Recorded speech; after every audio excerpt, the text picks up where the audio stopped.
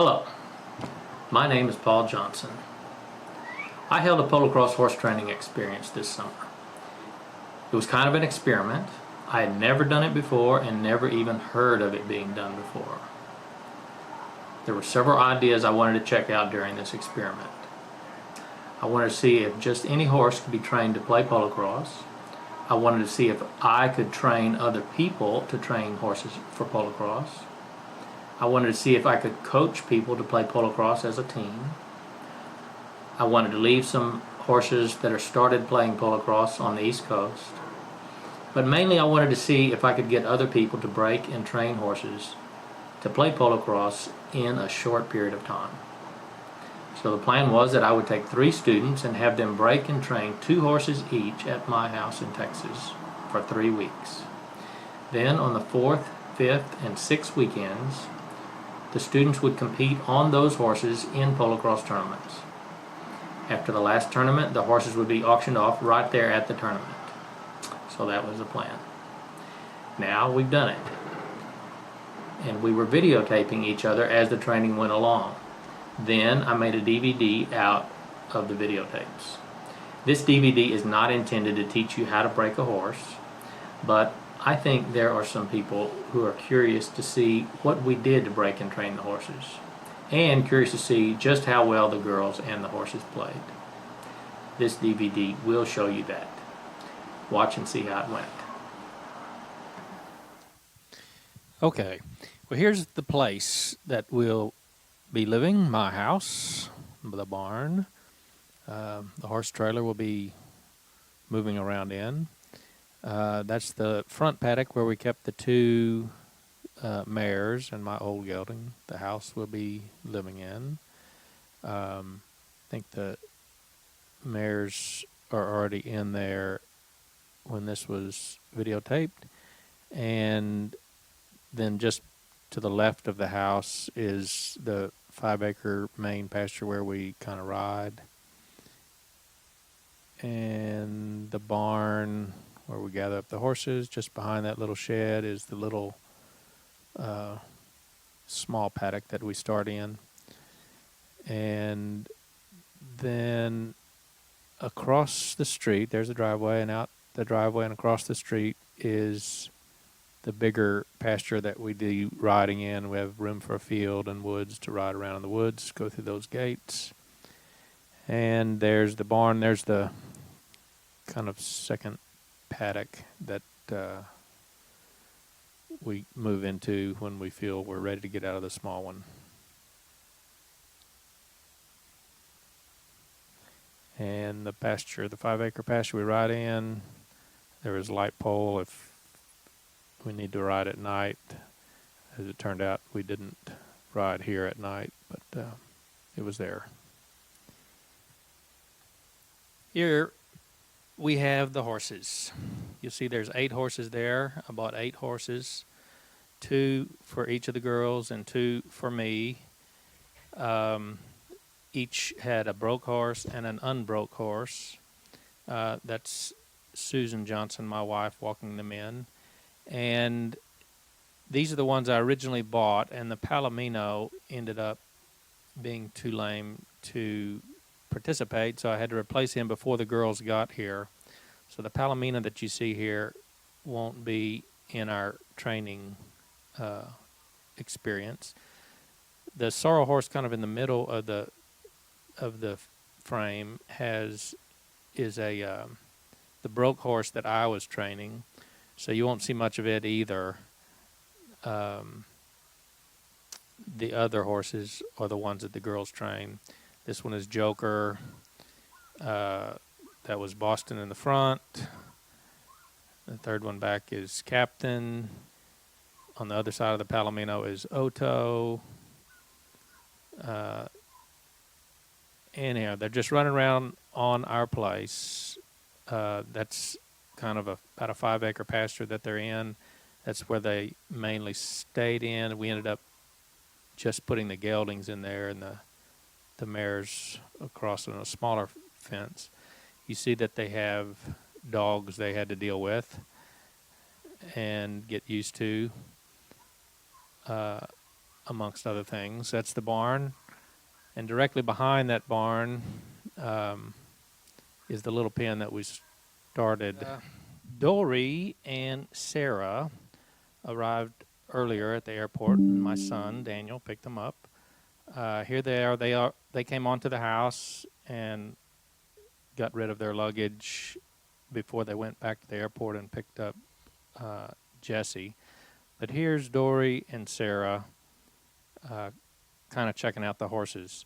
The two horses on the left are the two mares. Of course, that's Dori there. The black horse is not one in the training. It's one that is a gelding that lives at my house. And so these two mares are kept in this small pen away from the other pack of geldings, which are just across the electric wire from. So here are the geldings. The one they're trying to pet is the one that I'll be breaking, and the Palomino's still in there, but he won't be part of the training deal. Here, Jessie has arrived. They went back to the airport and picked her up. And so now all the girls are there, and they'll unload, check out the horses, and then choose which ones each of them will be breaking or training. Okay. Here I am with Custer. Custer was the little Mustang that the girls chose not to break themselves, so I took the leftovers and I was going to break this Mustang. It's a very small 14-hand Mustang, 4 years old, and had never been ridden or barely messed with. I think people had halter on him and could get a halter on him and lead him around, and had loaded him in a trailer a time or two. So what I do is just try to get them working, get them to where you can pull on them, and they'll give to tug on the rope. They'll come toward you. They'll move away from any kind of pressure, whether it's a tug or your physical presence or whatever, and get them used to just me being around them, touching them all over. Get them used to me being on their back even. Most of the time when horses do dangerous things or people get in trouble with breaking horses, the horses are doing things because they're scared. So I'm trying to get the horse just where they're not scared of what is going to be happening. And I just kind of do it over and over. Of course, we don't show the entire deal, but our training sessions were 30 minutes each. We did a 30-minute session in the morning, 30-minute session in the evening, and we'll show on these unbroke horses, we'll show roughly the first 4 days. After 4 days, we were riding the horses together out in the open, and we weren't videotaping each other, so all you'll see is the initial part until we were able to get on the horses out in the open, and we're riding together with each other. You see there when the horse jumped when I got on, I kind of got off.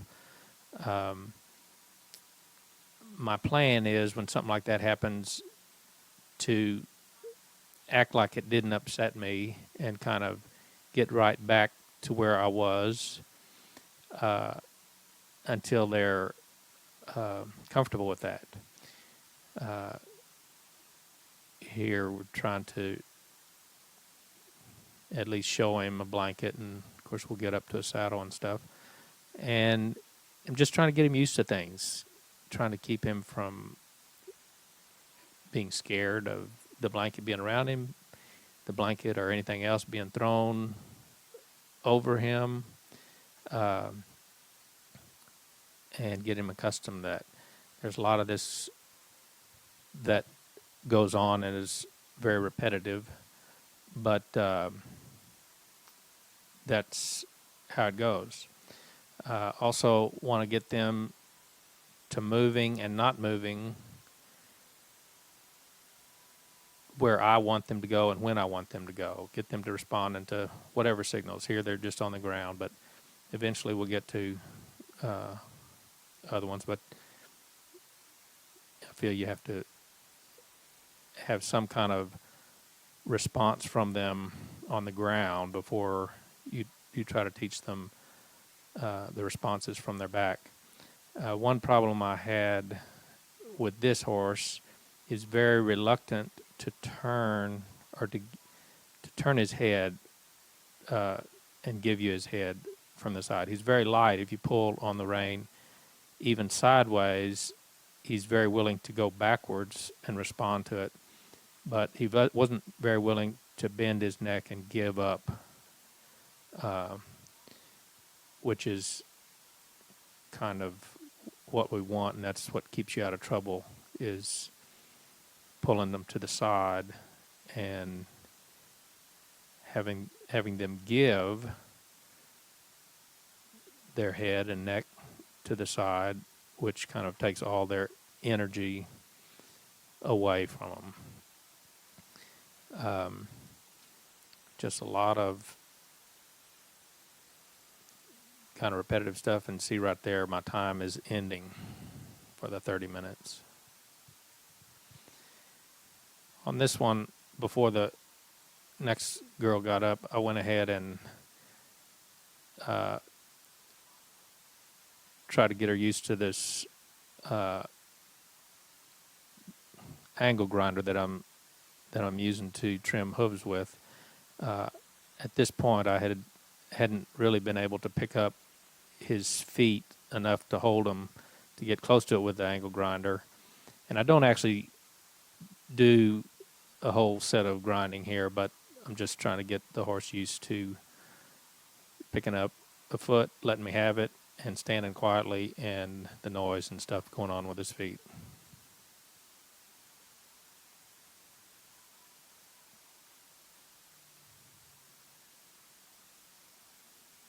Okay, here we are on still the first day, but this is the evening session. So I'd worked with him 30 minutes this morning, and now this will be my 30-minute session in the afternoon of the first day. Still kind of doing the same thing, get him used to me being around him,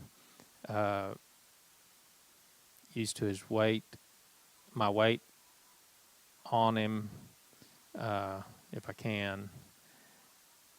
And what I do in subsequent training sessions is try to go through what I've covered before kind of quickly and see kind of where I'm at, and then, go to something new so I can spend most of the training session on new things rather than repeating just the old thing. Kind of deal where he jumped around when I'd gotten on him. I want to jump back on and be there until he doesn't freak out about it and it doesn't scare him. Now I've gotten the saddle on, and I'll like to move them around with the saddle a little bit, let them feel that kind of new sensation on them, something tight around their belly, holding them in. And so I'll get that on and have them move around with that for a little bit, and then go to something else. Sometimes the new sensation really bothers them, and sometimes it doesn't. But what I want to do with it is just get them used to it, just like everything else. I just don't want them to be scared of the saddle, of the girth being tight on them. And once they're comfortable with that, then I go on like to the next step. And although I'm moving around here and having him do moving type responses, really what I'm trying to do is just get him accustomed to the saddle, being firm on him, and you can kind of teach more than one thing at a time. I want to, once he's not freaked out about the saddle, my weight, especially being on one side as if you're getting up, I don't want it to freak him out. And my weight on him, looks like this is I've first gotten on. Now, most of the time, I always train alone just because that's the way I am. So I had these girls to be training by themselves also. So when you're training alone, the hardest thing, or one of the hardest things to do, is when you get on a horse to get it to moving forward. And this is very typical that, horse isn't really freaking out about being on him, but is hesitant to move around. And instead of like just whipping him or kicking him, getting him excited, something that might scare him because he hasn't experienced it before, I try to gently get him to moving. Usually if I can pull their head to a side. So here's the morning of the second day. So I've worked with him 2 30-minute sessions the first day, and this is the second day. I had gotten on him with the saddle and a bridle yesterday, and he was having some trouble moving forward. Here, I'm just trying to work a little bit on getting him to bend his head when I pull on the rein rather than walk around. That bending of their head is something that will you kind of want to have to get you out of trouble if they start bucking, running off, or getting scared. And you want to have done that before, if possible, to so they don't freak out when you do pull them around. So we get back on and try to get right back where we were on the previous training session as quickly as possible. And still, we have the moving out issues. And now, what I do is I get off and I give them move out commands from the ground with a whip. I reach over where the whip is going to be. If I'm sitting on them, I have my arm over the saddle with some weight in it as if I'm back there. I'm giving the commands from behind. I'm not pulling them forward like with a halter, but I'm giving pretty much the same commands I'd give once I was on. And I get them to walking and stopping and walking and stopping, so they get to understand the commands to walk. Then I get on and see if they will walk on any better. I'm kind of bend them to kind of get them started. If they'll move forward, that's good. And at first, like this one, is moving very little forward and end up going in small circles for a while. But just, trying to get him moving. And, when he gets kind of comfortable, I'll do some stopping and then starting again, so he understands the command to move forward. And there's a lot of repetition. We take off, we stop, take off, we stop. I want to teach them to stop first, and then a backup is just the same as stopping to me. So they should be learning to back up. Here we are in the second day in the evening session. So he's had 1.5 hours of training. I'm on. He's moving out fairly well on command, and would just do a lot of starts and stops and turns and backups, getting on, getting off, just doing the repetitive things to get him comfortable with that. And once I feel I could control them if they would try to get away out in that small pen, then I move to a bigger pen. Here I am in the next pen size, where he can actually get going a little more if he wanted to get out of control, but he still wouldn't go too far. There, I've decided to open the gate and go out into the bigger pasture, which is once I'm riding them out in the bigger pasture, I assume I could handle them anywhere. And I'm just trying to deal with him with this gait, which is kind of a new experience. Anytime something happens, what I want to do, like there, is get their head pulled around, get them back under control. Here I am riding out in the pasture, and he does actually take off here.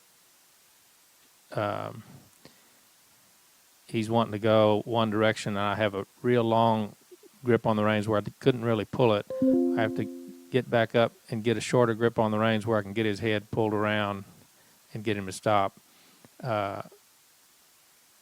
But he did, of course, eventually stop. And so I just try to get him moving around, continue to respond to my commands. So here we are, the morning of the third day. I started him in the open pasture and just getting him used to going, stopping, being under control.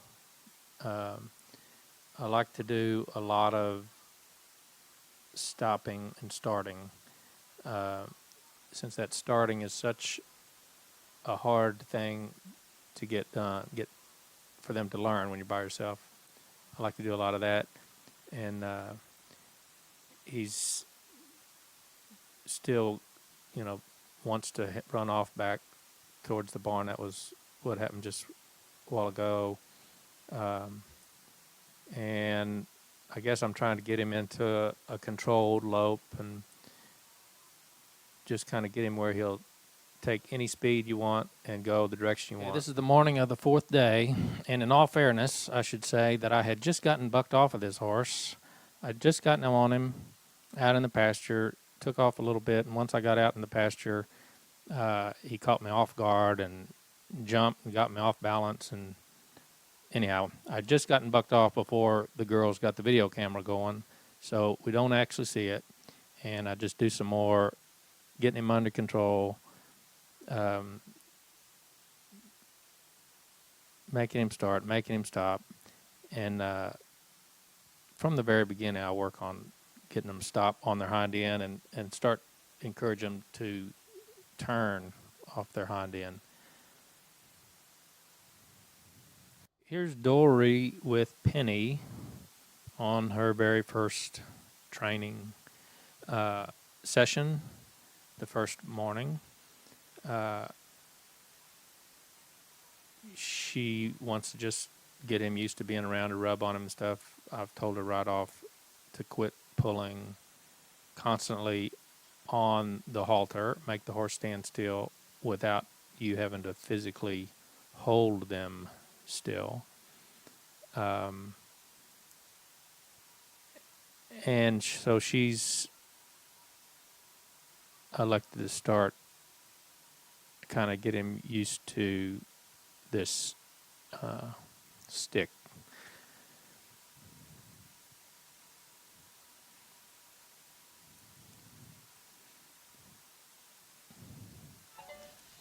We'll use the stick to kind of give signal to farther away than you can with your hand, and she'll be working when the horse is not afraid of the stick. She'll be working to get him moving by using the stick kind of to reach out and maybe touch him or wave at him to get him to move. This horse is the Arabian, and it's a mare, even though I keep calling it a he. It is a 4-year-old Arabian, and it also had never been ridden or messed with. By the time Dori got to it, I had had it for about a month, and I had loaded in a trailer a few times. But and I did that just to get it home and to take it to the vet and that sort of thing. So she's trying to get him to respond to a pull, getting him used to being handled, used to lifting his legs. I'm trying to tell her she needs to be in a different position to lift up her legs. Body close to him, facing the back of the horse. And actually touching your body up against them and rubbing your hand down so they know it's there and you don't sneak up on them and they don't touch something that they haven't felt first. A lot of just going over and getting the horses used to things. She's decided to jump on, just getting the horse so it doesn't scare the horse really. And she's trying to do things to keep the horse from getting scared, like rubbing at him, keeping your body close to him, that sort of thing.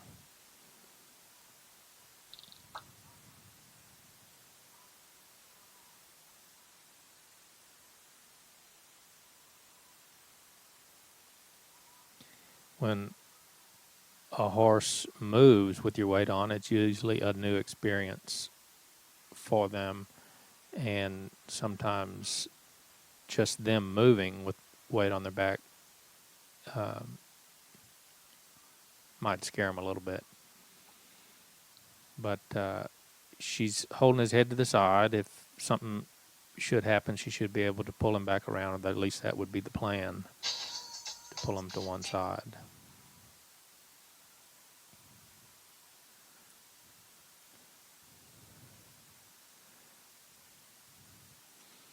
When she gets on here and getting on almost any new horse, she wants to have a close hold of the rein with his head just at least slightly bent toward her.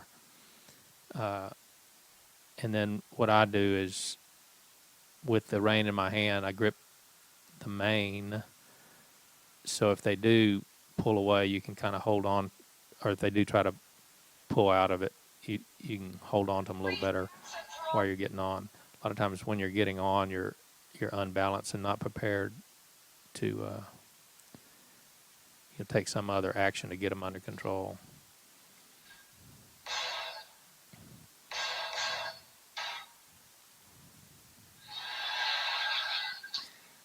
But she's careful.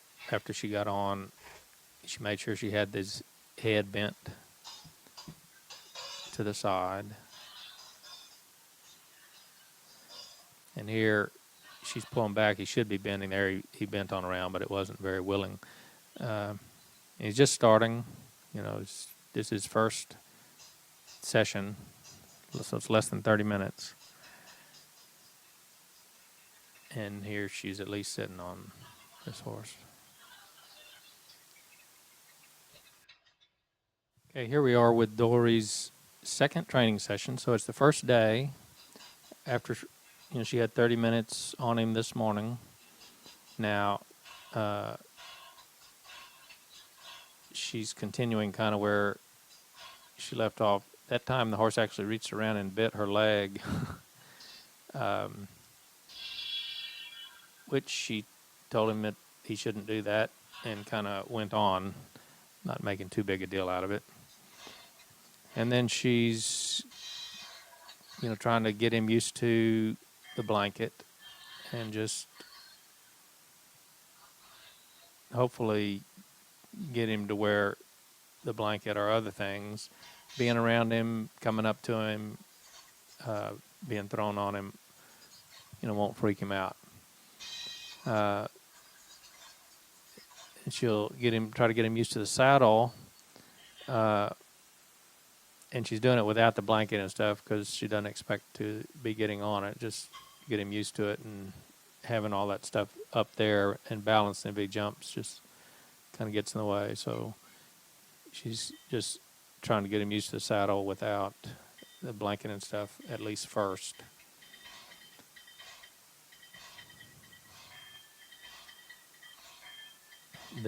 Besides the saddle just being something on their back, that girth tightening up around them a lot of times is a new sensation of the horse, and it's a scary sensation a lot of times. So sometimes when they're standing still and you tighten it up, they'll jump and act up. Sometimes once they get moving, they'll realize something's grabbing them, and like here, they think maybe they need to get away from something, which is okay. It's not really a problem. They see that they can't get anything done with it. Dori keeps herself out of trouble, hopefully, and then tries to keep the horse moving to try to not make a big deal out of that.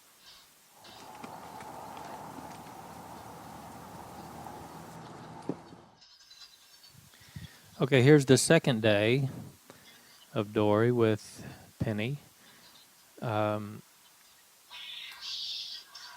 She's decided to move her around a little bit. And Dori is discovering some of the limitations and difficulties of working in a square pen rather than a round pen, and having the corners to deal with when the horses are going around. A lot of times they'll hang up in the corners.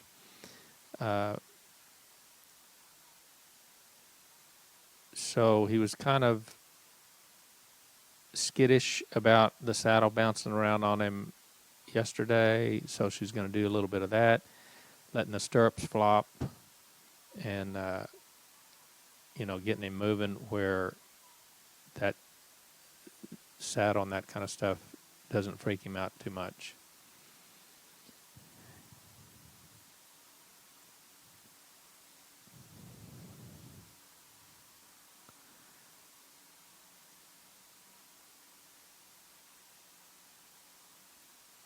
And when it does freak him out, she just kind of has to keep it up, let him see that he's not going to get hurt.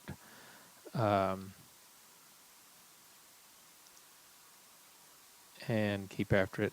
Once she's got the saddle on and movement to the saddle, he's kind of okay with that.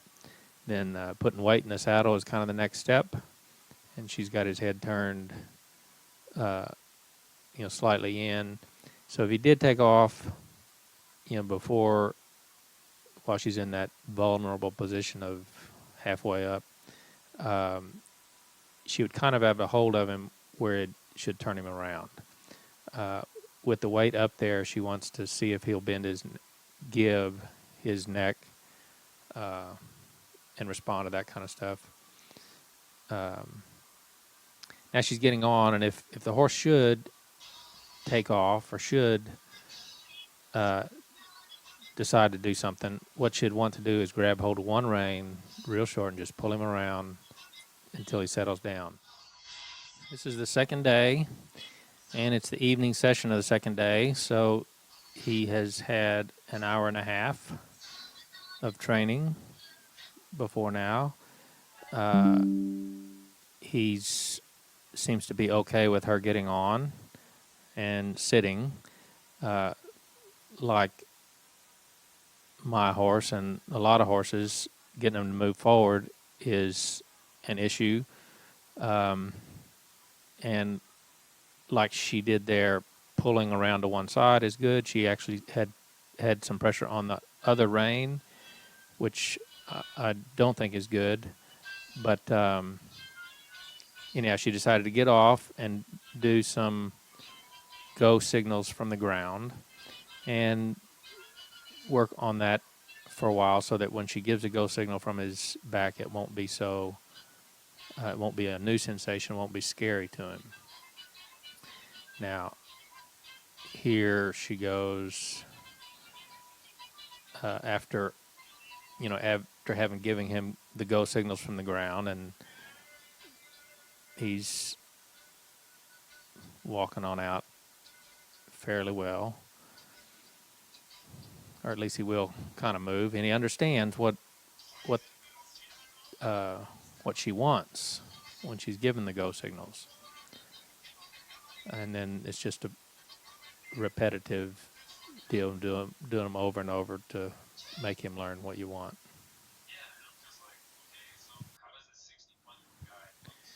Okay, here's Dori's third day with Penny.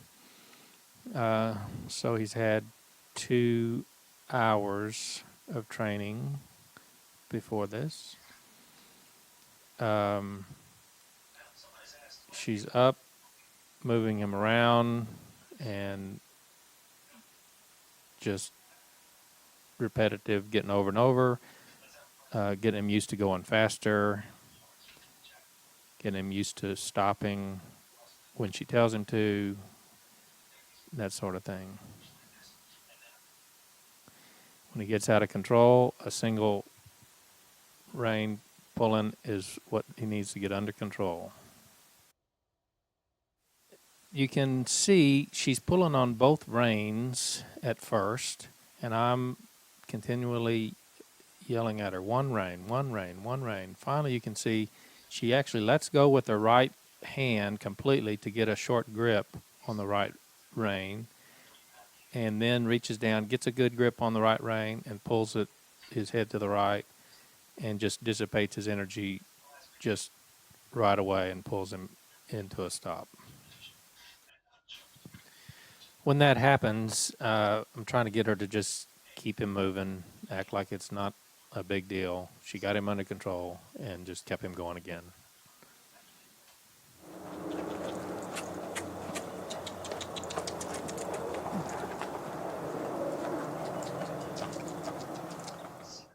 This is Dori's third day, her evening ride.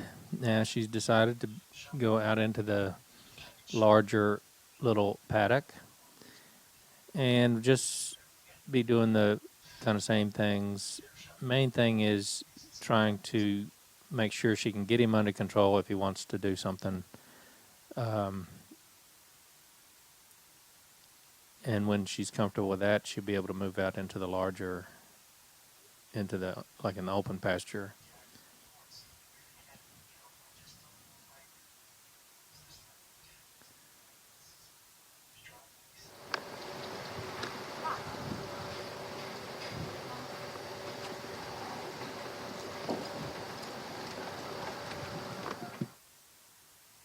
So he skits a little bit, but as long as she's able to get him under control, it's not a problem. Okay, this is the fourth day with Dori and Penny, and this is the morning session. So the horse has had 3 hours of training before this. She's in the larger paddock and just practicing getting him comfortable, moving around, stopping, getting back under control if he wants to take off or do other things to get out of control. And then she moved out into the open pasture and does kind of the same thing. Out in the open, they're more inclined to feel like taking off or bucking or something if they don't see a boundary that would stop him right off. And she just has to practice getting him back under control and getting him to do what she wants.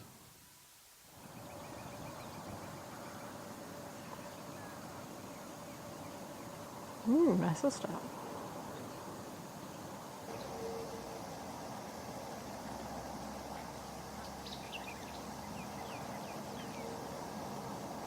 Good job. Take off if you...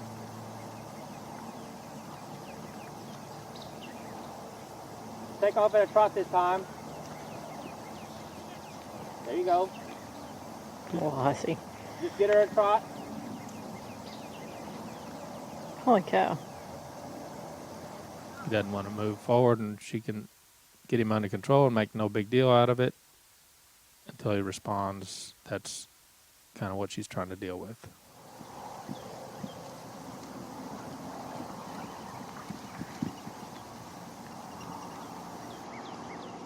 Here we have Jessie and Otoe, her first day, and the morning session of her first day. Otoe is a 4-year-old appendix quarter horse and had never been ridden or handled really before. So Jessie will try to get him used to being around her, used to being led, used to coming or giving in to a pull, getting used to being driven with other signals, and just do some of that. And then she'll work to getting him used to her handling the rest of his body and having obstacles like saddle and that kind of thing up on him and dealing with that.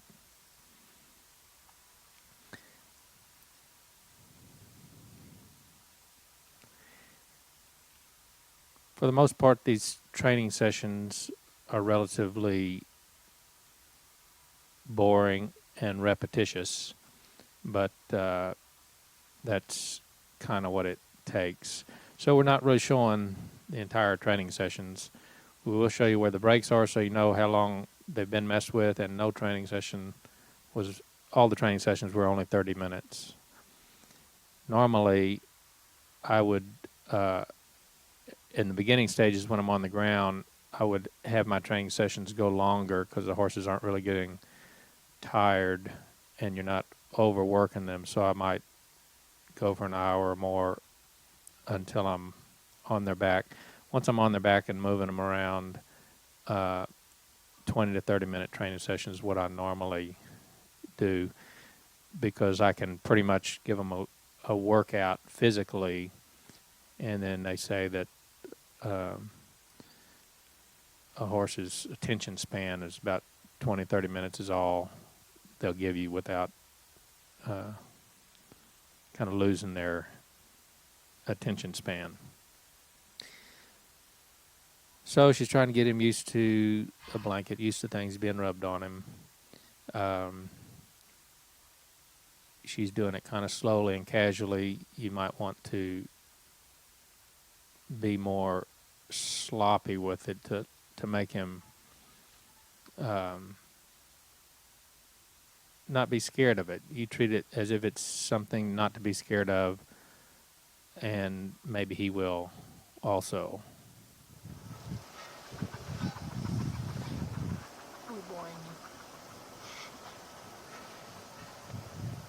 What is our time looking like, Paul?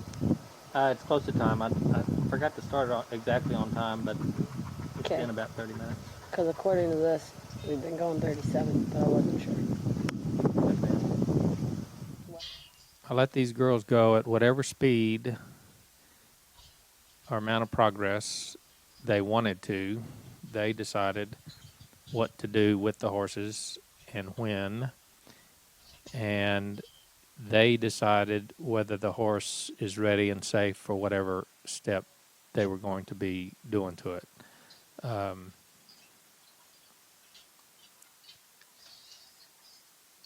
Some of them may have gone slower than the others, but they all ended up riding. I think we're all riding together by the fourth day out in the open. And then the training after you're on them may occur slower or faster also, but not, I mean, it ended up not being too much different. The horses were all trained relatively about the same amount by the time we got to tournaments and had them playing. A little nervous, but he didn't feel like he was gonna kick. Mine was definitely more nervous on the outside. Not so noticeable, but like when I would touch her, you can feel him kind of tense a little bit. I wonder if it's weird about his mouth. But he didn't mind me touching anywhere else on his head. Here's Jessie with Otoe. Still the first day, but their evening session. And she's doing a lot of the same thing she's done before. Get him to lead, get him to respect her space so that he doesn't run over her, push into her, that sort of thing.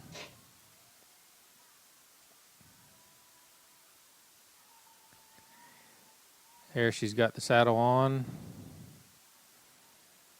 and we'll get him moving around with the saddle, see how that works. Now, this is new for him, so taking off like that isn't surprising. I want her, instead of to just stop and relax when he does that, to keep him moving. Act like it was no big deal, but keep him doing what you were having him do before, rather than him getting the reward of stopping and you rubbing him or whatever, because he had kind of jumped and bucked a little bit.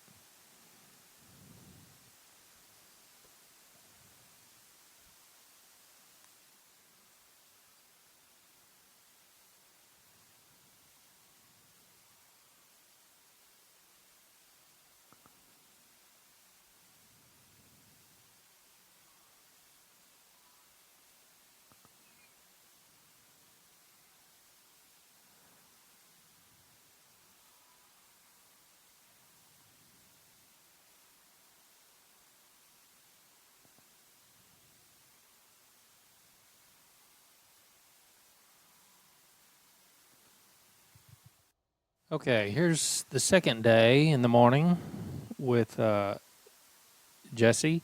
Now, she had the saddle on him yesterday, and wasn't really an issue. It was an English saddle. I don't know if that made any difference. But here he's a little spookier about the saddle at all. And she's, you know, when he jumps, when he does something, she wants to get him back under control, and until he's comfortable with the saddle, and until she can do it and the saddle doesn't scare him. Why it's always scaring, I'm not sure. Could be the stirrups flopping down. That seems to be what happened that time. And if she can just, you know, kind of keep him under control here without the saddle being attached, she was kind of lucky to be able to keep it on him. But now she's got the girth attached, and he feels the saddle moving around, decides it's something he wants to get rid of. What she should be doing is staying in the middle of the pen and just keeping his nose tilted toward her without stopping him or even trying to stop him. Let him, you know, buck around, and as long as he's running in a circle and running around, he's okay. And then he'll eventually stop, and when he stops bucking, make him move around. So he had his little episode with the saddle. It may not even be over, but she wants to get him moving enough that he is comfortable with that saddle flopping around on his back, you know, being tightened up under his belly, stirrups flopping, that sort of thing. And while all that's going on, still complying with her commands. Okay, here we are on the second day in the evening with Jessie and Otoe. And she's got the saddle on now and moving him around, trying to give him the experience of taking go signals from behind, tapping him with the whip from the opposite side. Get him used to getting weight in the saddle, and that sort of thing.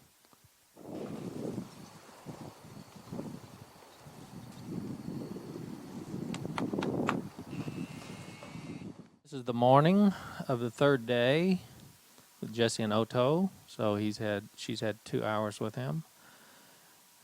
And she's to the point where she's getting on, sitting. See, she has the rein held short on the side she was mounting from. And she'll practice getting to move forward, stop, return, stop, take off, and that sort of thing.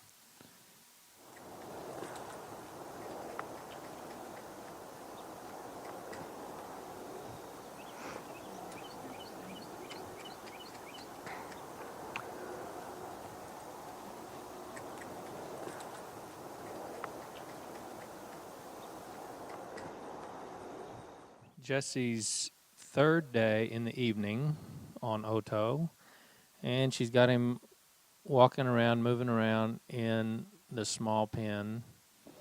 I can look up. Are you saying that he's on drugs? And now during this session, she's gone out into the larger pen. In the larger pen, they're a little more inclined to want to take off, and taking them off and getting them under control is actually a good thing.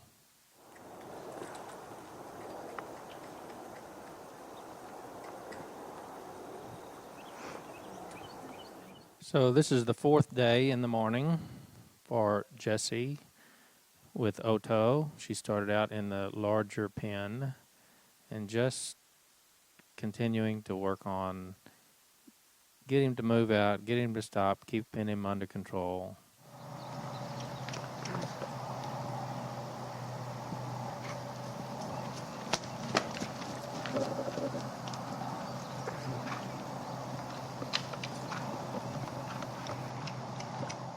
This is the first day, the first session with Sarah and Captain.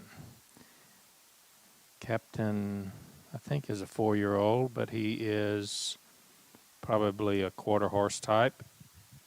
Came from Canada. Looked to be like he may have had some abuse just before we got him. He had some scars around his nose and head and jaw and around his legs, like he'd been tangled up in a halter or something, enough to cause cuts and injuries. Anyhow, this is her first session with him, and she'll just try to get him used to her being around, used to complying with what she wants, whether it's to go toward by giving a tug on something, to go away by sending off for something.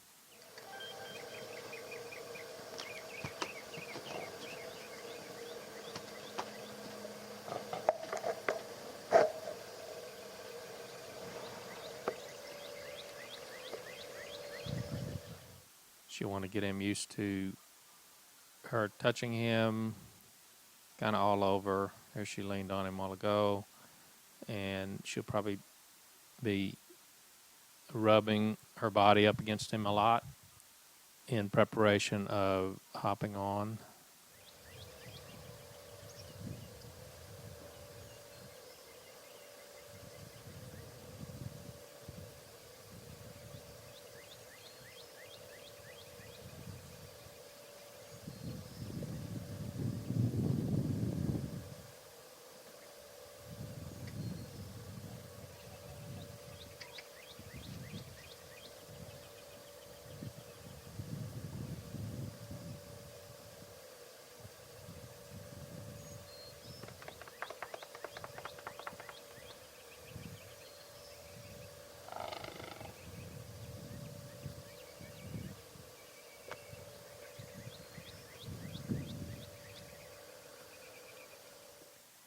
tell he's a little skittish and just ready to do something. It's almost like he doesn't even know what he's going to do. But he's a little cautious about her being back there messing around with him. And she has his head tilted slightly toward her, which is a good thing. If he should decide to take off, his back feet wouldn't come out and kick her as he went by. Now she's got the saddle on and tightened, it looks like, and working on putting a little bit of weight and movement in the saddle. When he jumps like that, we try to get back to doing what we were doing until he's okay with it. All this stuff is new to him, and it's no big deal. It's no real problem when they jump out a little bit from feeling a saddle move on their back.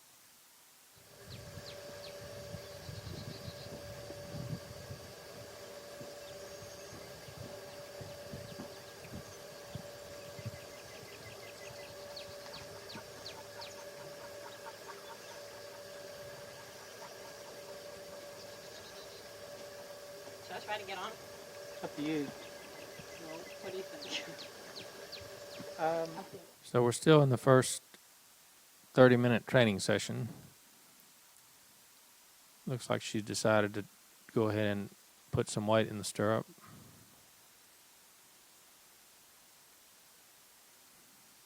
And if he freaks out, it's no big deal.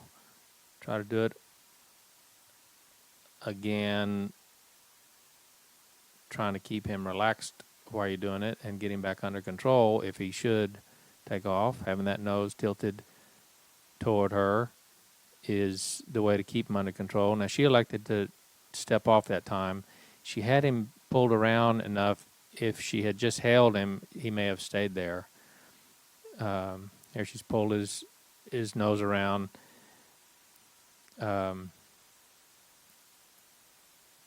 This time she doesn't really have it a whole lot, but it was enough to get him settled down. And we told her, okay, well, just get off and show him that he won't necessarily get killed when there's weight in the stirrup. That'll probably be good. Each time it's just almost up in there.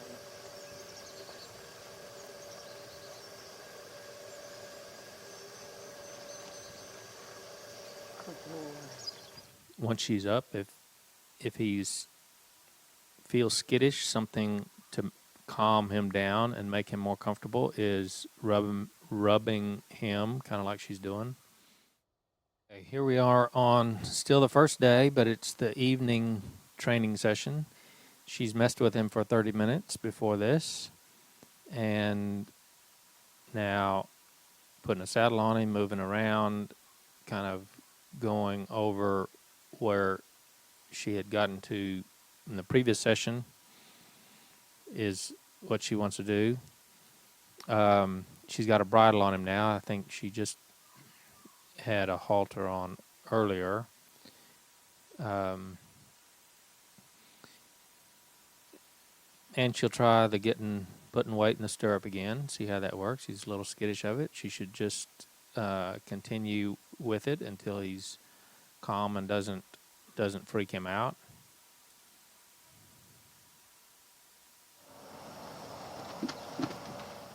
When he does move, her pulling around like that is a good thing. She's actually not pulling him enough. She should pull his head more if he is actually still moving. If he's not moving, you can let it straighten out. But if he has a tendency to move, you need to be able to pull it right around, almost like she just did, then pull him right to a stop right away.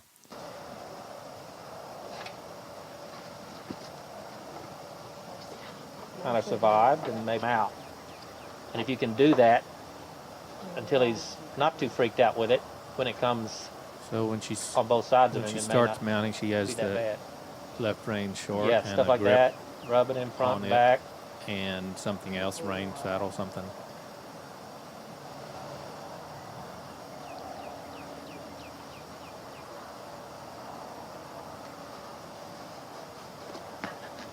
You seem to be somehow sensitive right there on the right side, just in front of his flank, from rubbing, and that's one spot was more sensitive than seemed like others, and caused him to take off. Okay, it's the second day for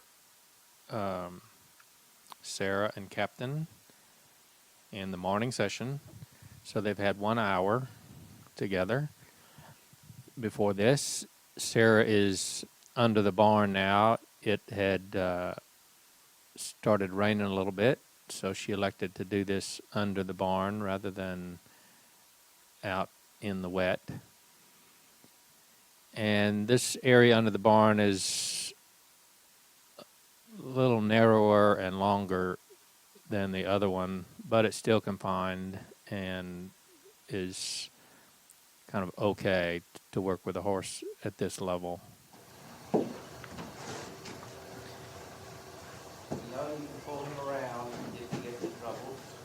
When this horse had gotten away earlier and she would pull it to a stop, and he learned that he can be pulled to a stop and it didn't freak him out, that will help once she's on him if he should take off and she pulls him around, that he'd also stop. She wanted to work on getting him to go forward signals, so she got off and did the giving him go signals from behind, and before she gave him too many, scared him with signals like that from on his back. Probably got the reins a little too tight right there to ask him to go forward. There you go.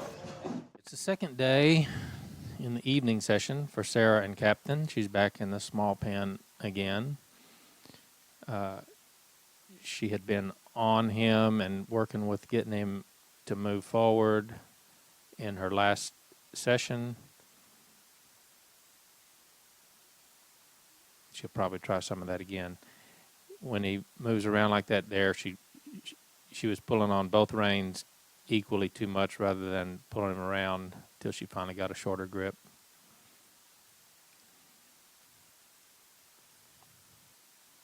And she'll just work on getting him comfortable, moving around, being under control, going and stopping. Good boy. Very good. Very good. This is the third day, the morning session. So Sarah has been working with this horse for 2 hours. She's in the small pen, just getting him used to moving around, going, stopping, turning. It got to raining again, so she hid under the barn one more time to finish up her 30-minute session. Maybe put on night shot. Maybe that one. Okay, this is the evening of the third day, so Sarah has had 2.5 hours training with Captain. Before this, she's in the bigger pen now and just practicing going, stopping, keeping him under control, getting to where she would be comfortable that she could get him under control if he's out in the open and tried to do something. Okay, this is the fourth day in the morning with Sarah and Captain, and it is raining, and Sarah decided to just stay out in the open in the rain for this session.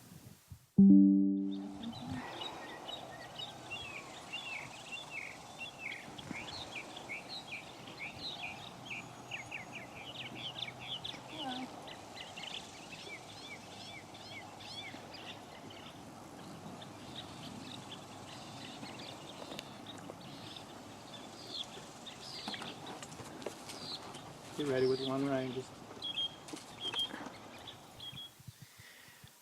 Okay, let's watch what is going on here. Um, she's really pulling on the left rein so that he can't really give by pulling his head to the right. When he protests, and see, there's actually pulling on the left rein and not pulling on the right rein. But then when he protests that pulling both, she doesn't hold his head to the side. She's got such a long grip and a light grip that he's able to get his head forward, pulling on both reins, so nowhere to go, and just comes up and over.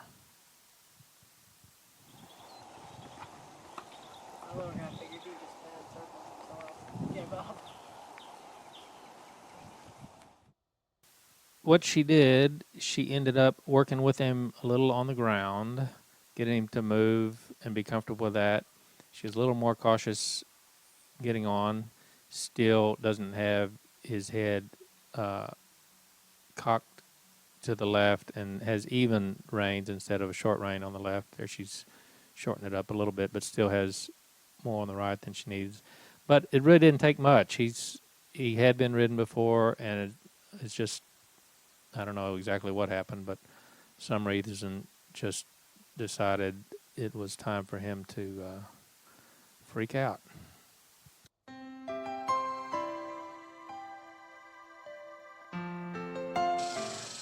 My name is Jessie Reed. I'm from Bucks County, PA in eastern Pennsylvania. I'm 27. I'm a graduate of Gettysburg College. I've been working and riding horses. I event and play polocrosse. I started in 1992, and then when I went to college, I stopped for a couple of years, and I just picked it up last year again. I have one horse of my own and my old pony. What do you play polocrosse on at home? 5-year-old Paint, who I picked up last winter from a family. Was it trained already? She walked, trot, and cantered. The girl was 12 years old, and she was intimidated by her, and so they sold her. And what caused you to want to come to this camp? I thought it was an opportunity of a lifetime and something special to do. You've been here for 2 weeks and 1 day. Tell us about the horses that you have assigned to you here. I have Otoe, who is my unbroke horse, and Boston, who's my broke horse. Okay, what's Otoe? Otoe is, I guess, now broke. Started out really slow. He needed a lot of groundwork, ground manners. And then he seemed, once the saddle was put on him, he quickly learned, walk, trot, and canter. And now is currently learning stopping and turning. I didn't really expect or anticipate anything. I didn't really think about what the horses would be like. Just because if they were completely different, I just came in here open-minded to experience the way it came. No, I didn't expect it would come as quickly as it did. That first day, he didn't know how to lead next to me, and I couldn't get a saddle on him, so now being able to catch him and tie him up and jump on him with a saddle and go and do something in 2 weeks, I didn't expect that to be that quick. I'm Sarah Ferebee. I'm 21 years old. I'm from Greensboro, North Carolina. I'm a graduate of UNCG. I've been riding horses my whole life. I do dressage, eventing, polocrosse, as well as anything else. I've been playing Polocrosse since 1997. A couple of Polocrosse horses, one of which I trained myself, one I bought from you.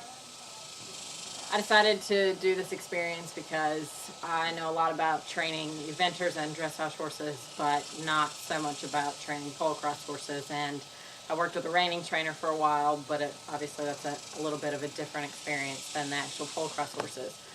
And I noticed, especially on the East Coast, there's a great shortage of not only trainers, but good horses. And I just want to try to up the quality and level of horses on the East Coast, because I think it will improve our playing. So, since there wasn't anyone out there training them, I figured I should learn how myself. Tell us about the horses that you have here, that you got assigned here. Okay, my unbroke horse was Captain, and he's a four-year-old Canadian quarter horse gelding. He's been pretty calm and easygoing the whole time. Sometimes it takes him a little bit longer than the other horses to pick something up, but he tends to do it, and then once he does it well. He's been pretty easy to deal with, good ground manners, good build, and been the healthiest of the bunch, I'd say. So he's been a good amount to work with. Then the other horse, my broke horse, is Joker. He's 12 years old. He's a quarter horse type red roan, and he's a great little horse, got a good little personality, has been real easy to work with, and he's picked up the playing very quickly. I thought we moved a lot faster through the breaking, the first stages of the breaking, than I had anticipated. My horse didn't care about the tack at all, so that kind of got me on him a lot quicker than I expected. So I was actually very happy with how it went. Hello, my name is Dori Wiseman. I am from Upper Marlboro, Maryland, and I'm 19 years old. I'm currently going to school to be an elementary teacher, and I have been riding horses just about my entire life. I live on a farm with my family, and I've been in Pony Club for the past several years, 7 or 8 years. I guess I've been playing Polocrosse for the past 6 or 7 years. I'm an HA in Pony Club with Marlboro Pony Club, and I'm going for my A this August. I have 12 of my own horses, some of which are ponies that do games, Polocrosse, or just Pony Club stuff. Some are thoroughbreds that I've trained off the racetrack to do eventing or other sports. And then I have a Polocrosse horse of my own who is a little Mustang. I decided to sign up for Paul Johnson's horse training experience because, well, my Polocrosse training methods were not exactly working, and what Paul was doing with his horses was working well for him. I've ridden a couple of their horses, and I enjoyed them, even though I didn't get as much out of them as he did. And I had started training my own. I actually started to train 2 or 3 for Polocrosse that had been doing other disciplines, and I was not as successful as I would have liked to be. So I thought that I'd come and do this and see if it helped me be more successful. When we arrived here, there were 6 horses for us to choose from, and I ended up picking Penny, who is a 4-year-old Arab. She was unbroke. She was pretty skittish, but she was sweet, and she's pretty. And then I also got Henna, and she's a 6-year-old quarter horse cross mare, and she's 14 hands, and she's very handy and very cool. But I had some difficulties with her in the beginning too, just because the style of riding was so different. It's been 2 weeks and 1 day since we've started working with the horses, and Penny is doing very well, I think. I now can ride her just about anywhere with any other horses, walk, trot, and canter. She's stopping well. She's underneath herself. She actually sits down really well in her stops, and she's doing rollbacks nicely in both directions, and she pushes up against horses and can leg yield and back up. I'm very pleased with her training, And Henna is just awesome. She's been a blast to work with. And she also is doing great in her training. She has what I think to be incredible rollbacks and stops. When we've played her in games at practice, nothing phases her. She goes up against other horses even though she's smaller. She's handy in the area, and she's been great. The training of the Unbro course was nothing like I expected it to be. Actually, when I ended up picking Penny, I was kind of nervous about how she was going to be to break, and then I ended up getting on her the first session. Within the first 30 minutes, I'd already sat on her bareback. So I was really pleased there, and then it got more difficult when I had to add tack. I liked the groundwork that we did. I think that helped a lot. It helped her pay attention to me, which she definitely needed. I was shocked how fast it moved along. I don't have the dates on me now, but it was something like the third or maybe it's the fifth day that we were already riding them out in the open and taking them on trails all together in a group, and I was just amazed that the horses and me were able to move along that quickly. No, I don't really have anything bad to say. I'm looking forward to doing our tournaments, and I'm excited that it's only been 2 weeks and all our horses are already playing, and all of them are doing well, and all of them are improving every ride for the most part. And I think it'll be exciting to see how they do at their first tournament and what it's like when we get to Warwick and how many people show up to see who's interested in them. We've got a lot of emails, so hopefully people will come. Good.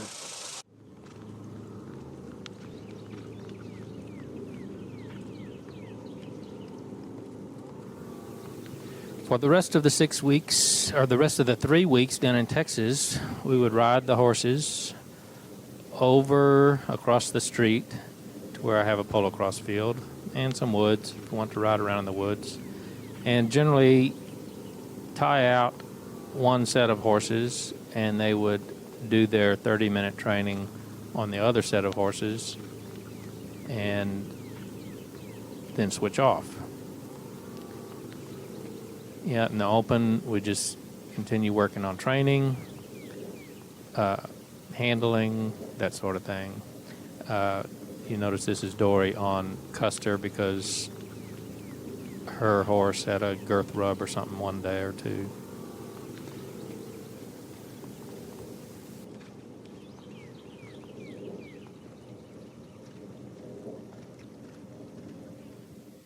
So we had to get the horses used to the ball and the rackets and the other horses, and just worked with them on handling, worked with them on the ball, and then eventually we started working with them against other horses in playing situations.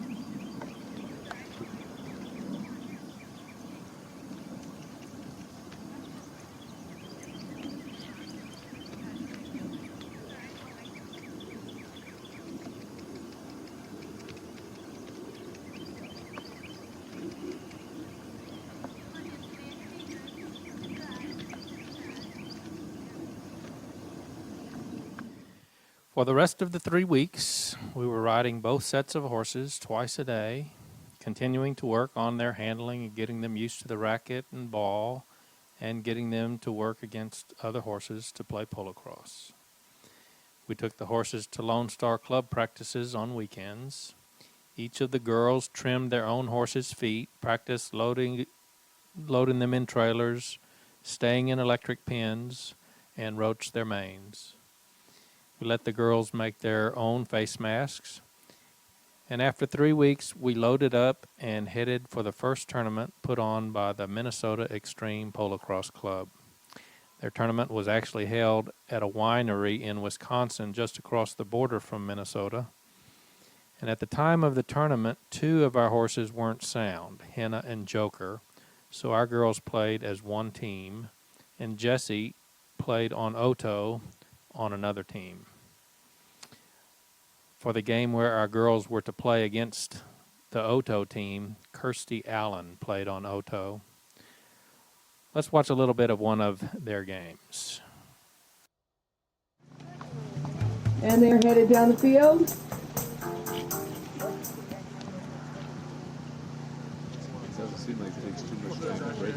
And Kyle's looking to connect up with his number 1. He's looking for a little space. And a little bit of missed throw there.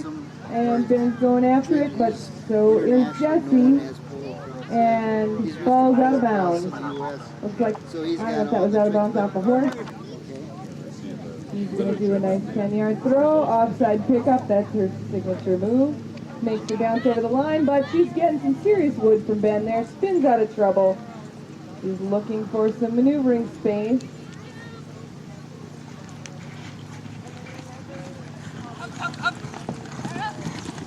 And she's heavily pursued. And the ball's in the middle of the field. Looks like Kyle's the first to turn to it, and he's headed back the other direction. Ben's off to the races. And we'll see if they can not quite make the connection this time. Ben's got a spin on it. Jessie's on her way there too. It's going to be first. Ben's got it. So now it's a duel between Ben and Jessie. Ben shoots, and he scores. Well, at the Minnesota tournament, there were 5 teams in the upper division. Our girls lost all their games and came in last place. Dori got best number 1 in the division, and she was playing on penny. We stayed at the winery a few more days and then hauled down to Kentucky. We put on a small clinic on Friday, then played in the tournament Saturday and Sunday. In Kentucky, all the horses were sound, so the girls played as 2 teams. Here's one of their games against the Lone Star team. There's a throw, time on. There's a ball. Pull it back there. Light blue picks it up, number 3. Making a turn to the right, coming back around. Get some attention from the dark blue 1. Coming around. There's the pass in. Dark blue 3 got his racket just in the way a little bit, enough to throw off the light blue 1. The ball's on the ground down there in the end zone. Dark blue 3 picks it up. Coming out with it. Good pass to the dark blue 2. Coming down the field. DB1 is coming down there. We got DB and LB now. Dark blue, light blue coming down the field. DB1's in there. Good catch. Good pass. Moving in position. LB3's right there. Right on there. Here comes out. There's a shot. And it is. Then got throw. There's the mark. Coming out with it. That's on the ground. Picked up by nobody. Still on the ground. Picked up by DB2. DB2's looking for the 1. Coming down the field. DB2's on there. There's a good pass in. He's almost had a shot. DB1's going out to the corner. Coming around to the top of the D. He's got an opening. There's a shot. Coming into the T. Dallas Phillips over there. There's a throw. Over the head, except for the DB3. He's coming around to the back. Looking for his 1. The 1's in the open. There's a pass. Good pass, good catch. DB1's got it. Moving in position, take a shot. And it is a good goal. Getting lined up. There's a throw. Over everybody's head, on the ground behind him. They turn around. LB3's going for it. Picks it up. Good pickup. Making the turn to the right. Coming down, looking for a 1. The 1's down there. Trying to get open. Down there. 1's all alone out there. 3's being kept out. Good past the 1. There's a shot. And it is a goal! There's a throw over everybody's head. They got to turn around and come for it. Who's going to get it? LB3 3, picked it up. Coming down, looking for the 1, trying to close the gap even further. Tie this thing up. There's a good pass into the 1 overhead though. Over the racket, I think. There's a 10-yard throw. Coming in. He's got the ball. Put up the scoring line. LB3's on him. Riding him off. He's stopping, looking for position, trying to figure out what to do here. Where to go.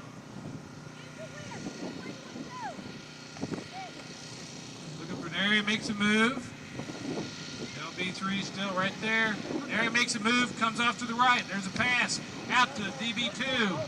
Looking for the 1. The 1's being ridden off by the 3. Doing a good job pushing it off. Out of the field of play. 1's coming back in, trying to get in position. DB2 still has the ball, attracting some attention. Got free. There's the pass to the 1. Good pass. Good turn. Came around to the right, but LB3 was right there to block it. Coming back around to the left. Turns on there. Oh, LB3's there again. Trying to break free. Here's the 1. Looking for an opening. Coming around to the left. There's the shot. There's the throw, the bounce. Snagged by nobody on the ground. Out of play, not quite, almost. She got rid of it. Time. DB2 picks it up. Making the turn back around to the right. LB1's riding her off, doing a good job of it, pushing her right off the field. She pulls up and comes around. The 1's down there in the scoring area. There's the pass to the DB1. Big swing by the 3. Didn't make contact though. Coming back around, the 1's getting in position at the head of the D, looking for an opening. Coming back around to the left, got an opening, there's a shot. Come into the tee, here's the throw. There it is. It's bouncing all around. Who's going to pick it up? It looks like DB3 picked it up. Moving down the field with it, looking for the 1. There's the pass into the area, way over the head. But the 1 picks it up. Coming back around, trying to get position. LB3's right there. Back around to the left. Almost had a shot, but 3 was there. Back around to the right. Back around, looking for an opening. The 1 is. That 3's playing him tough. Sticking there like glue. He's got an open. Oh, it knocked out. Came out of the racket. 3 tries to make an offhand grab. It's, I think, out of the scoring area. They're going after it. Everybody's going after it. Light blue 3 picks it up. A lot of traffic there. Dark blue is all around her. But she made a good move, pulled up and pulled back to the left. But Wood by the DB1 knocked the ball out of the racket. It's on the ground being picked up by the DB2. Going down the field. DB1's moving into position. The 3 is there on him. There's the pass. DB1 is in position. Chaka! Lone Star 3 versus Horses for Sale 1. It's dark blue, light blue. Light blue's got the ball. I call him LB3. LB3's moving down the field looking for the 1. Making a turn to the left. There's another turn to the right. Trying to get open for the number 1. That 3's got some move. This horse is for sale. Look at the moves on that horse, folks. This horse is for sale. It can be yours. And there's a pass in there picked up by the 1. LB1. Oh, is it through? Another billiard shot. There's a throw in on the ground. Right in the middle of the lineup. Picked up by the DB. No, not picked up by the DB3. It's over there on the edge of the line. It's not out of play. It's out of play. There's a pass in. The bounce. There's the throw. She doesn't get it. The ball's on the ground. Picked up by LB2. Looking for an opening. Looking for an opening. DB2's on her. Here comes the 3 trying to help out. There she breaks free. She's coming down the field. Big swing by the 1. Big swing by the DB1. There's a pass into the scoring area. Picked up by DB3. Pass out to the DB2. And here Here comes down the field. DB2 looking for the one. There's a pass in the one, a pass overhead throw, and it's a score in one smooth movement. Here we go. There's a throw over everybody's head. At the back. There's an extra ball on the field. Get that ball out of there. Everybody remember we're playing with a pink ball. Who's got the ball out on the field?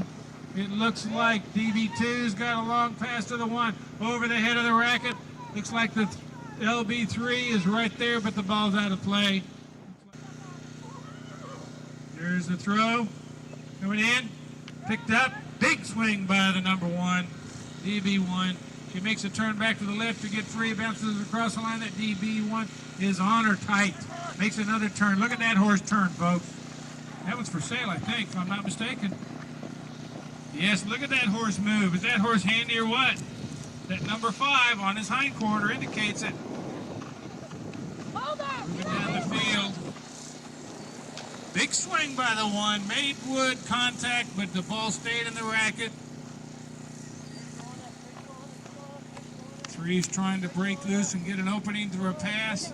A lot of traffic right there. Ball's out on the ground. Who's going to pick it up? Looks like DB2's picking it up, moving down the field. Going to be ridden off by the LB2, I believe. She slowed up, pulled back, looking for a one. There's the pass into the one. Good catch. Oh, tried to make that overhand shot again, but the 3 was there to knock that thing loose. A big swing by the one, and he got it back that time. He knocked it out of her racket. Ball still in play, very close to the end line, I believe. Going to be real tight, picked up by the LB3. A lot of swinging down there by the one. A lot of swinging. That blue DB1's got a fast horse. LB3 comes across the line. Looking for a little help, looking for an opening. Gets an opening, making a move. Here comes the one up on her left. Trying to ride her off. There's the pass into the scoring area, on the ground. Who's got the line? Who's got the line? Offhand pickup by the LB1. Nice pickup. Getting in position. Looking for an opening. Looking for an opening. Looking for an opening. That 3 is right there. Won't let her get open. LB1's coming out to the corner. 3's right there. Oh, she makes a good move. Around to the right. There's a shot. And it's a goal. I'm on. Here's the pickup.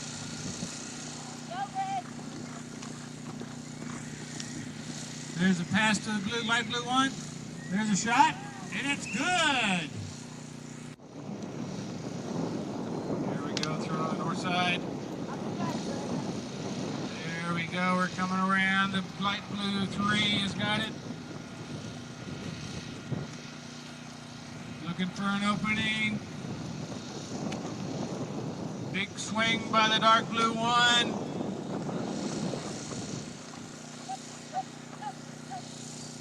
Trying to get open. A lot of traffic over there on the light blue 3. Oh, a lot of swinging going on down there. There's a pass in, off of the racket, on the ground. Ball still in play. DB3's got the ball.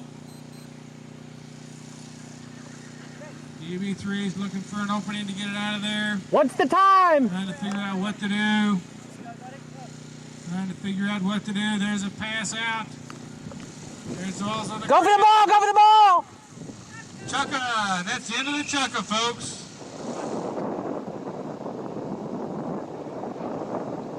Time on. There we go.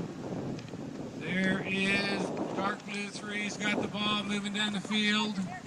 Looking for the number 1. There's the pass in there. On the ground. Who's going to pick it up? Light blue 3's got it. Trying to come back out. Dark blue 1's on her. Coming around. Trying to come back around there. Coming around to the left. That dark blue 1 is all over. Back around. Here we go. There's the bouncing pickup. Coming down the field is light blue 3. Knocked out of the racket by, right into the racket of the dark blue 2. Looking for the pass in there. This could be it right here, folks. There's a shot, and it's good. Lone Star wins it. Okay, so in Kentucky, there were 6 teams in the upper division, and the girls came in second place on one set of their horses and fourth place on the other set of horses. We had 2 clinics scheduled for the next before the next tournament. Monday, we pulled out and drove to Maryland for a Pony Club clinic on Tuesday. And on Wednesday, we drove to the other side of Maryland where there's a Pony Club camp going on. We had the campers all day on Thursday to do the clinic. On Friday, we drove up to Warwick, New York, and set up for our final tournament. For this tournament, Joker wasn't sound. So we had one full team, and Jessie doubled up on another team on Boston, and Dori doubled up on another team on Penny. Those 2 girls were doubling up, so they would be playing twice as much as most people play at a tournament. The girls were put in the B division for this tournament, and there were 3 teams in the A division. The lowest was rated 23. There were 6 teams in the B division, and our girls were rated the highest at 20, and the next highest rated was 17. After the tournament got started, the tournament organizers decided that all of the 6 teams in the B division should play each other, so our girls ended up having to play 18 chukkas for the weekend instead of the normal 8 chukkas. In addition, we had our girls changing positions every chukka, on their own team and on the teams where they were doubling up.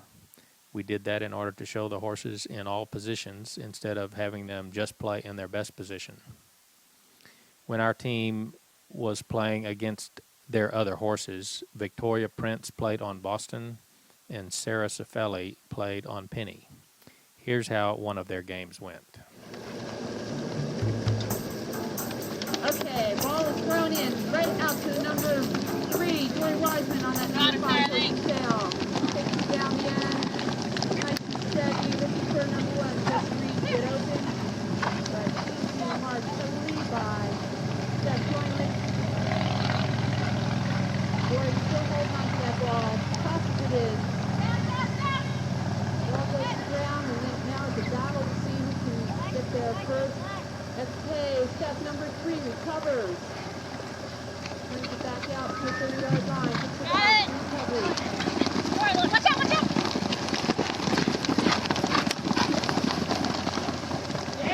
Nice check by Steph. Jessie reads right on her though. Nice little spin move by that Rory horse. And now, Sarah Ferebee getting into the action at number 2, course for sale. Nice throw in to Dori. Dori changes direction again. Back down the field towards the blue zone end zone. Jessie and Steph fighting out, trying to get clear in that zone. Meantime, Dori still maintains possession of the ball. Nice little spin on her horse for sale. Right into Jessie. Has a nice opening, takes that shot, and spray. Ball line up on far side. Thrown in right into the racket at number 3, Dori Wiseman.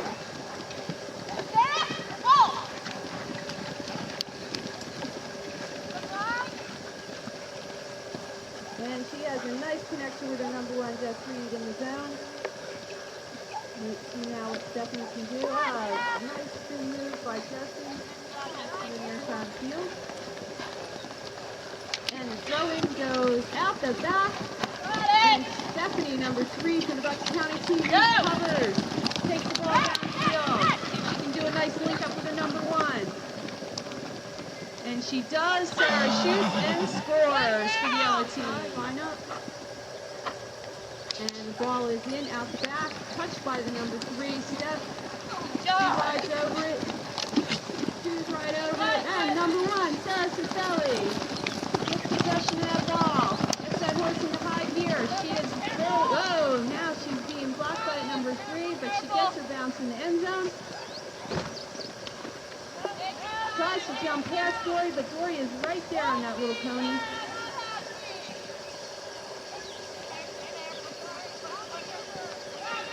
Oh, nice little spin by Sarah. She gets the opening, shoots, and scores. For the County's not letting them get away with it, though. They are in this game. Ball's being ridden over. Oh, recovered by that number 2, Victoria Prince. Takes the ball downfield, but she's got to look for Sarah, who is being marked heavily by that number 2, Dori Wiseman. Teammates get into the action here, though. Victoria sees a little opening. Let's see if Sarah... Oh, and she just lobs it in. Oh, and the ball goes out off the leg of a horse, it looks like. Let's see what Ryan calls. And the ball goes out the back. Dori's the first one on it. Nice dragging pickup. She loses her ball going out. So the ball will change possession, go back to the yellow team.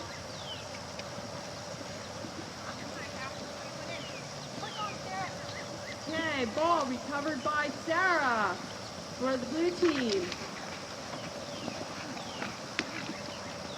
Sarah lets everybody reorganize a little bit here. Change the direction of the play. She is being marked nicely by Sarah in the number 1.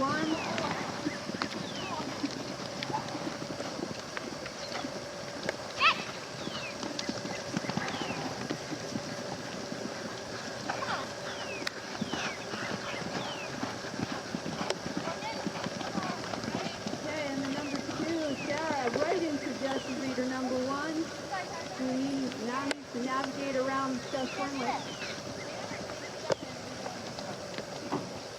Trying all kinds of little spins, tries a little overhand shot. Okay, Steph takes a 10-yard throw. Again, reorganizes. Finds her opening and spins out there. Heading up the field, looking for a connection with her number 1. Oh, getting some nice wood from Jessie, number 1 on the blue team. And she's pretty open now. Let's see if she can find a connection with Sarah. Ball is looped in high over the head. Sarah, nice pickup. And let's see if Sarah can convert this to a goal.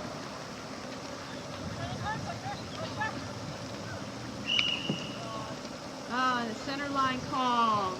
Possession goes to the blue team. Score is great matchup here. Oh no! Line up here on the near side with Ryan Strider.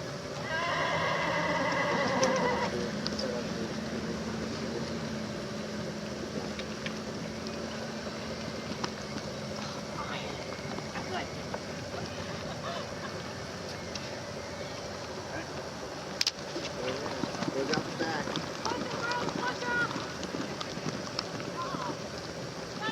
Okay, Steph Cornway, first in the ball, but luckily your teammate Victoria Prince called us nice and picked it up. Dori Wiseman messing up really doing a great job. Lobbing in the area. Looks like Sarah Ferebee had a fight on it, but great Sarah Ferebee comes right in. First one to get out of the area, turning around, looking for the right spot. Okay, nice throw out of the area. Didn't quite connect. Keep pushing, keep pushing, keep On the ground here, it's kind of hard to tell who has one on, so you're pushing going every direction. But of course, the tail comes up with that Dori Wiseman coming down the field. She's going to have to pick her spot. Steph tries to mark up hard on her, but it's a tough throw when you got a pony that's got a little bit of kick to it. Bounce in the area didn't quite come through for her. A little bit of battle in the area for the ball. Dori gets back to it first. Right around Steph Groenlake, right into the goal. Nice job, Dori.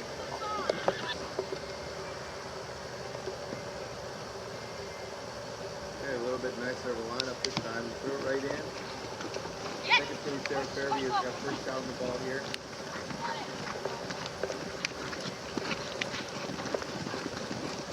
Reach there to scoop it up. Does a nice job of that. Showing a lot of discipline here, kind of not just going right down the field. They're really picking their spots and helping each other out. Yellow team's doing a really great job of marking up horses, so it's not like we're making it easy for them. Nice pass in the area of Jessie next to Dori Wiseman. She's just got that horse working real nice.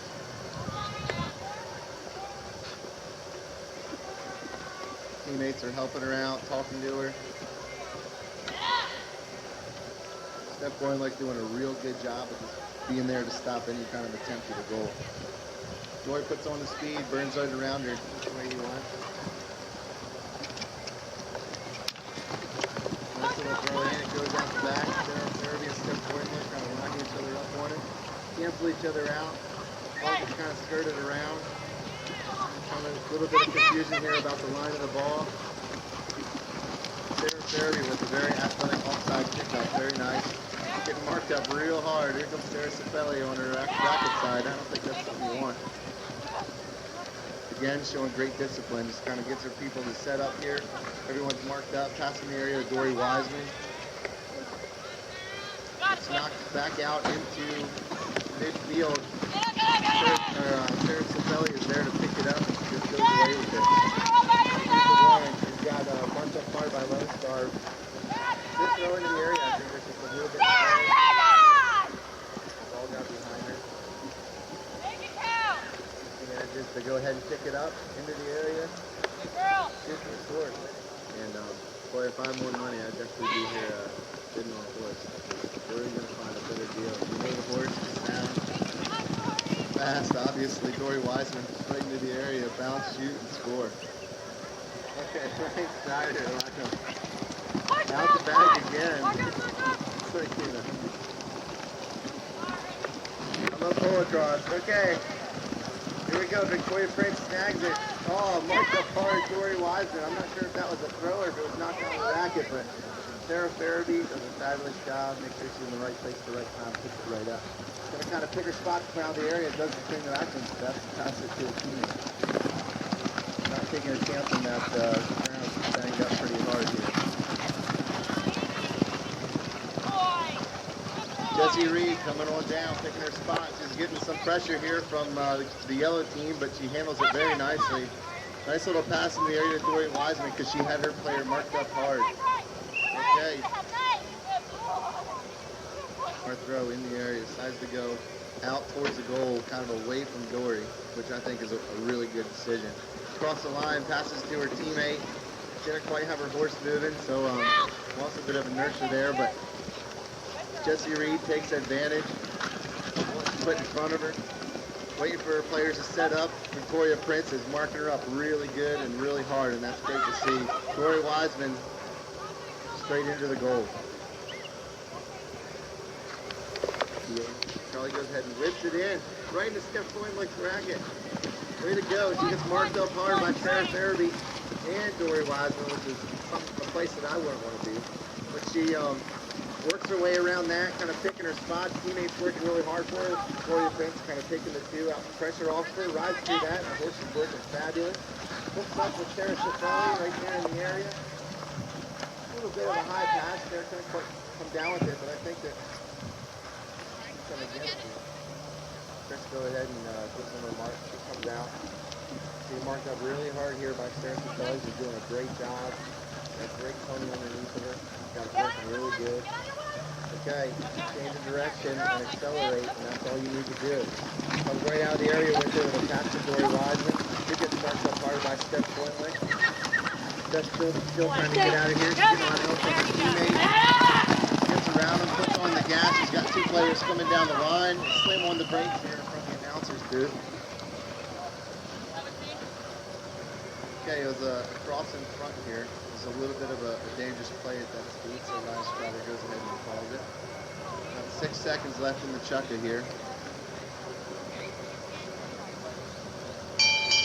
That's chukka from everybody. Great play. So in New York at our last tournament, our team won all their games and got first place in the B division. Dori also won the Best Horse and Rider Award in the B division. And as soon as the awards were over, we started the auction. Here's how it went.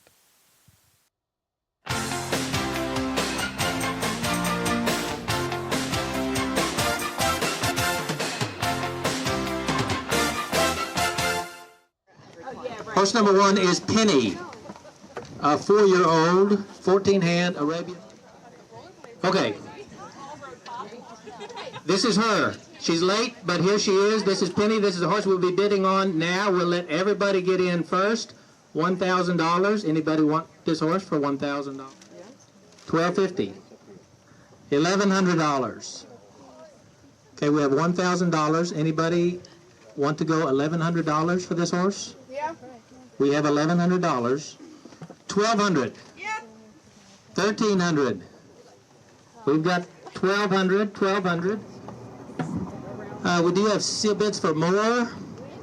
Right now, the sealed bid has the bid now for $4,100. John! Would anybody like to give $4,200? Against this in $100 increments. We would like to leave this on the East Coast if possible. And the sealed bid will buy this horse. Captain number 2 is a 4-year-old, 15 one-hand quarter horse. They call him Canadian quarter horse just because his Coggins, his previous owner, $1,250. Will anybody give $1,100? $1,100 for this horse. $1,100 for this horse. We have $1,100. Do we have $1,200? Yes, I see $1,200. $1,300. Yes. Right now, a sealed bid has this horse for $2,100.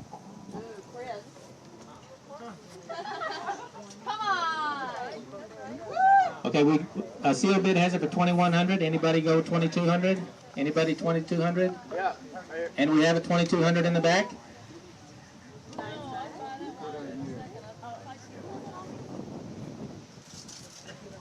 Getting, yes. Okay, we have $2,600 here from the live bid, and we do not have a sealed bid higher than that. Captain sold back there $2,600. Number 3 is Boston. And his information is right here. Boston is a 5-year-old thoroughbred, chestnut gelding. We call him a thoroughbred, but we also do not have papers for this horse. Okay, for Boston, everybody can get in at $1,000. We'll take Boston for $1,000. I hate to see these going maybe to Texas, but we have $1,000 here. $2,000. $2,000 for Boston. $2,000. Okay. The live bid was $2,500. The sealed bid now has it for $2,600. $2,600 is a sealed bid. Will anybody take this horse for $2,700? $2,700. Yes, we have $2,700. The sealed bid is still higher. The sealed bid now has it at $2,800. $2,800. Will somebody give $2,900? I see a yes in the back. $2,900. The sealed bid is still higher. The sealed bid has the bid at $3,000. $3,500. $3,250. Live we have $3,250. The sealed bid is still higher. The sealed bid has the bid at $3,350. Do we have about 35 now? 3,500. Yes. 3,500. The sealed bid is still higher. Sealed bid has it at 3,600. 3,600. Do I hear 37? Sealed bid is higher. Sealed bid has it at 38. Ready to skip up to 4,000? Sealed bid is still higher. Sealed bid has it at 4,100. Ready to go 5,000? 45. 45? 4,500. The sealed bid is still higher. Sealed bid has it at $4,600. 5,000 now? The sealed bid is still higher. The sealed bid now has it for $5,100. 55? Yeah. Yes? The seal bid is still higher. The seal bid has it for $5,600. 6,000? The seal bid is still higher. The seal bid has it for $6,100. 65? I'll just make a phone call. Making a phone call. I think we'll give him time to make this phone call and work on that. The bid is at 6,100 sealed now, and we need at least 6,200. Yes, we have 6,200. The seal bid is still higher. Seal bid now has it for 6,300. 65. We got a 6,500 live bid. The seal bid is still higher. The seal bid now has it as 6,600. 7,000. The seal bid is still higher. The seal bid now has it for $7,100. Over the actual expenses on the horses goes to the trainers. In this case, it'd be Jessie Reed. 8,000. We have 8,000 live bid, and that is higher than our seal bid. We sold for $8,000. Thank you.